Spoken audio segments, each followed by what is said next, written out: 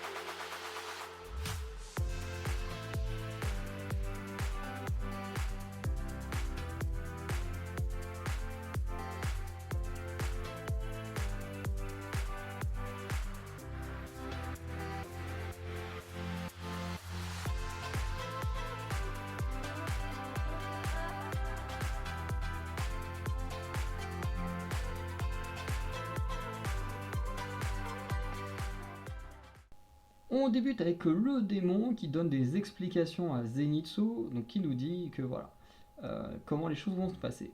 Lorsque la grande aiguille atteindra le 12, la métamorphose commencera. Alors je trouve ça intéressant le rapport au chiffre 12, hein, il y a 12 lunes, là il y a un chiffre 12 qui active les transformations, je trouve ça plutôt intéressant. Une fois sur le 1, il aura des picotements dans les bras et dans les jambes.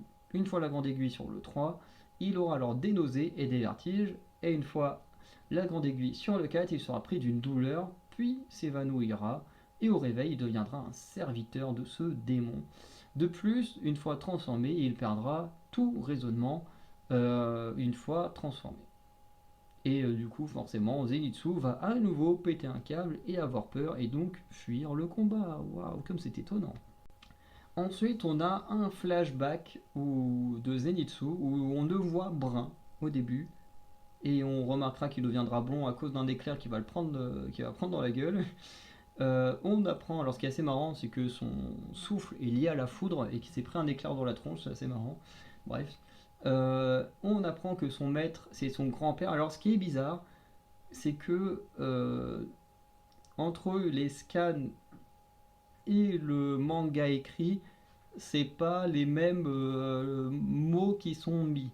C'est-à-dire que dans le scan, il parle plus d'un professeur, d'un maître, alors que dans le manga écrit, en papier, on parle plus d'un grand-père, enfin du grand-père de Zenitsu. Donc, moi, je reste sur la traduction que j'ai eue dans le livre. Donc, dans le livre, en tout cas, on nous apprend que le maître est le grand-père de Zenitsu.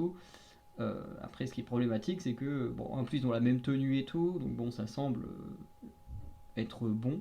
Mais c'est vrai que, du coup, dans les scans, c'est pas la même traduction et du coup, ils n'utilisent pas les mêmes termes. Euh, du coup, on apprend que Zenitsu aimerait devenir plus fort, patati patata, ce qui est assez logique, qu'il aimerait devenir un vrai guerrier, mais qu'il est trop heureux pour ça. Bon, on a un peu un archétype d'Usopp. On se doute bien qu'un jour Usopp réussira à devenir un grand guerrier, et je me doute très bien que Inosuke deviendra en tout cas moins peureux. Parce que le truc, c'est que s'il devient juste un grand guerrier sous sa forme normale, bah du coup, sa forme endormie ne sert plus à rien. Bon, donc c'est ce que je disais. En fait, il est problématique ce perso en termes de développement de personnage, parce que si tu veux le rendre plus fort sous sa vraie forme, bah du coup, au bout d'un moment, sa vraie forme va devenir plus forte que sa forme endormie, qui est très stylée. Du coup, bah, sa forme endormie ne sert plus à rien. Donc, c'est. Je sais pas comment. Franchement, j'arrive pas à savoir comment il va être développé ce perso. Et même si je l'aime pas, je suis assez curieux de ça. Ensuite, on retrouve Zenitsu perché sur son arbre. Et on va découvrir qu'il commence à perdre des cheveux déjà. Et du coup, encore une fois, il va être encore terrifié, terrifié. Et plus il est terrifié, eh ben, il finit par s'endormir. Mais normalement, c'est pas censé se passer à ce moment-là. et notamment l'alter ego de Zenitsu va prendre le dessus et va passer au combat, et réussissant même à esquiver des jets de venin de son adversaire.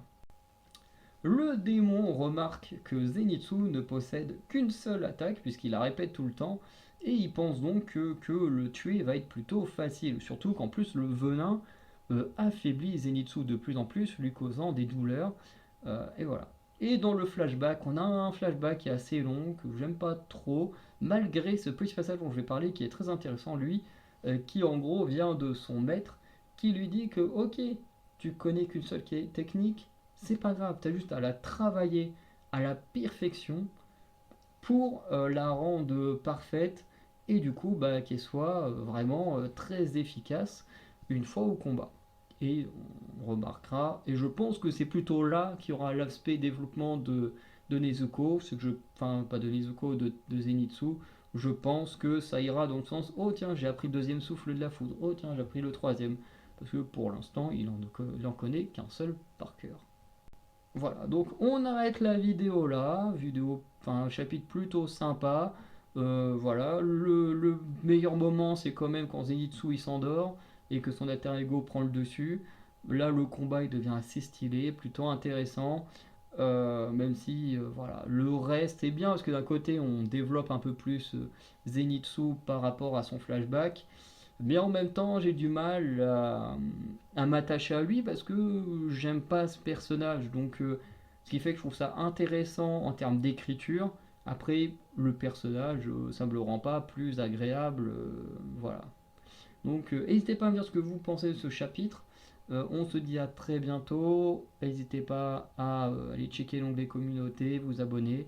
Et sinon, je vous souhaite une bonne journée ou une bonne soirée. Ciao les Incalypsiens.